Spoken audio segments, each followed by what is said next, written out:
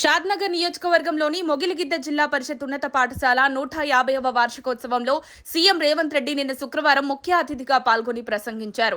రైతు భరోసా ఇవ్వలేదంటూ కేసీఆర్ చేసిన విమర్శలపై తీవ్ర ఆగ్రహం వ్యక్తం చేశారు. ఫామ్ హౌస్ లో కూర్చుని మాటలు చెప్పడం కాదని, దమ్ముంటే అసెంబ్లీకి వచ్చి చర్చించాలని సవాల్ విసిరారు. ముందు మీ కుమారుణ్ణి మేనల్లుణ్ణి కంట్రోల్లో పెట్టుకోండి అన్నారు. తెలంగాణలో కాంగ్రెస్ ప్రభుత్వం ఏర్పాటైన 14 నెలలకే రాష్ట్ర పరిస్థితి దిగజారిపోయిందా? కేసీఆర్ కొడితే బలంగా కొడతానంటారా?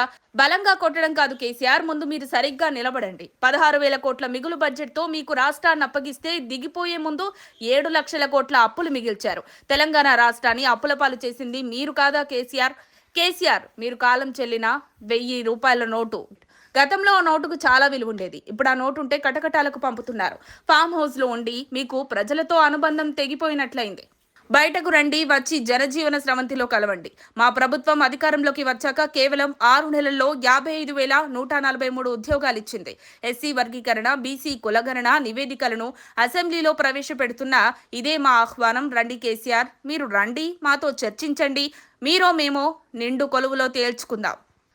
రైతు బంధుకు మీరు 10 ఏళ్లలో 18,000 కోట్ల రూపాయలు ఇస్తే అందులో మిత్తికే 8,500 కోట్ల రూపాయలు పోయాయి. మీరు నికరంగా ఇచ్చింది 3,000 కోట్లే. రైతు బిడ్డగా నేను సరిగ్గా 60 రోజుల్లో 25.50 లక్షల మందికి 21,000 కోట్ల రూపాయలు రుణమాఫీ చేశా.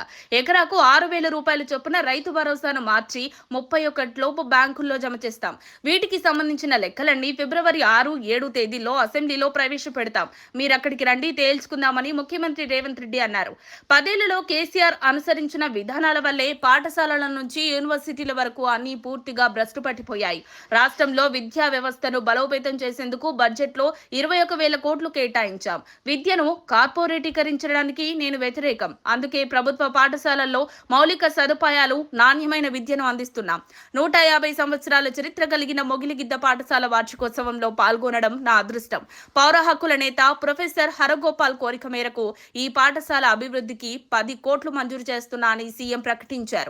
మాజీ మంత్రులు బూర్గుల రామకృష్ణారావు, చెన్నారెడ్డి, ఉత్తరప్రదేశ్ మాజీ గవర్నర్ సత్యనారాయణ రెడ్డి ఇక్కడే చదువుకున్నారు. 10వ తరగతి తర్వాత విద్యార్థులు సాంకేతిక విద్య చదువుకునేందుకు వీలుగా ఇక్కడే అడ్వాన్స్డ్ టెక్నాలజీ సెంటర్ ప్రారంభించనున్నాం. ఇక్కడ ఈ మట్టిలోని మాణిక్యాలను వెలికి తీయాల్సిన బాధ్యత ఉపాధ్యాయులదే. మరిన్ని అప్డేట్స్ కోసం మా కాయ్ టీవీని సబ్స్క్రైబ్ చేసుకోండి. మా వీడియో కనుక మీకు నచ్చినట్లయితే లైక్ చేయండి, షేర్ చేయండి. మీ విలువైన అభిప్రాయాలను కామెంట్ బాక్స్లో తెలియజేయండి.